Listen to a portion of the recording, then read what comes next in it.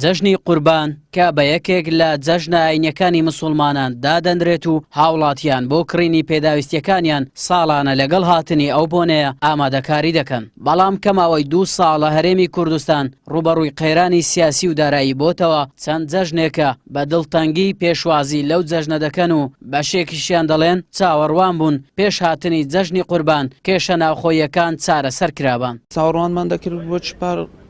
بازارکە زۆر فەرقێ ینی خۆمان ئەشایکی زۆر هینایتمان بەس ئەوهانیە پێرار فەرقێ بوو لەگە پار فەرقێ بوو لەگە ساسە خراپتر دەبێت هەروە خۆیتی چکە کە دەینی لە تورکیا هەرەوە سارێ لەوێن دەرەوان حسابی ئەوی ناکەن لێرە قەیرانێ. هیوادارم جێژنێکی خۆش و سەلامەتی بوو لە سەراسەری کوردستان ئینشاڵڵا لەو قەریانەشدا دەینە دەرێ و مەوزعمان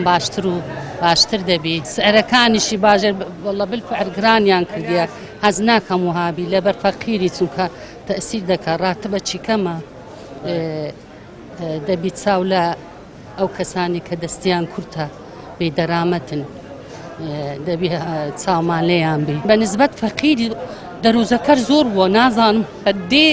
دەڕۆی دووسێک دەیتە بەرامبەرت سنە ئەوانە نازان کاردەچی زۆر ناشرینە. ئەو وەزعە سیاسیە زۆر تەئسیر لە بازار کردێ بەڕاستی بەڵام هیوادارین یعنی ئەمە هەر بە هیواوە دەژین ئەگەنا ئیتر هیچ وایەک نمایە لە وڵاتی بەڕاستی هیوادارین یعنی هاوڵاتیان و هاونیشتیمانیان یعنی ئەوە دوایین جەژنیان بی کە بە ناخۆشی بەڕێکەن بەڕاستی یعنی ئێمە گەشتبین بەڕاستی هەر بە گەشتبینی و دەژین ئەگەنا بەڕاستی هیچی وایەک نمایە لە وڵاتی. پیرۆزبایی جەژن لە تاوی خەڵکی کوردستانە و بنەماڵەی سەربەرزی شەهیدان دەکەم هیوادارم جەژنی ئەم ساڵمان ببێتە 2 جەژن بەڕاستی بازارەکە لە چاو ئەو قەیرانەی هەیە گران جلوبەرگ و ئەو شتانەیان گرانەوە وەکو ئەو قەیرانێک کە ئێستا هەیە. سەبارەت بە نرخی شتومەک و چاودێری بازار قایمقامی شاری هەولێر دەڵێت لێژنەکانیان لە چاودێری بازار بەردەوام دەبێت و بۆ ڕۆژانی جەژنیش چەندین خواردنگە و شوێنی حەوانەوەیان ڕاست پاردووە کە لەو ڕۆژانەدا خزمەتی خەڵک و گەشتیاران بکەن. پلانەکان ئەوەیە کە پشکنینی پێویست بۆ کۆگاکان دەکرێتن بۆ شوێنەکان دەکرێت بۆ مارکێتەکان دەکرێتن نرخەکانمان هەیە هەماهەنجین لەگەڵ چاودێری بازرگانی هەر کەسێک نرخ بەرز کاتەوە ئەوە بە دڵنیاییەوە ئێمە سزای دەدەین شوێنەکەی دادەخرێ پێبژاردننی بۆ دەکرێتن بە مەبلەغێک پارە بۆیە ڕێگە نادەین کەس نرخ بەرزکاتەوە. ئەمە 50 شوێن زیاتر ئاگادارمان کردوونەوە کە دەبی لە ڕۆژانی جەژن بەکراوەی بمینێ بیکەنەوە تاکو گەشتیاران و هاوڵاتیانیش تووشی ئەو کێشەیە نەبن کە شوێن نەبینانی لێ بخۆن و یان شوێن نەبی کە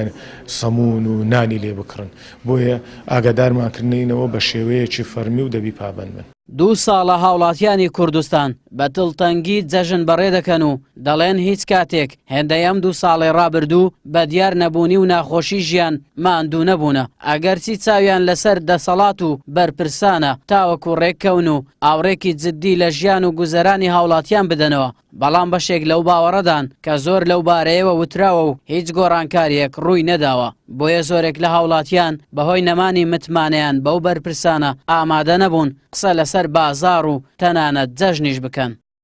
ئاراس عەزیز کەناڵی پێم هەولێر.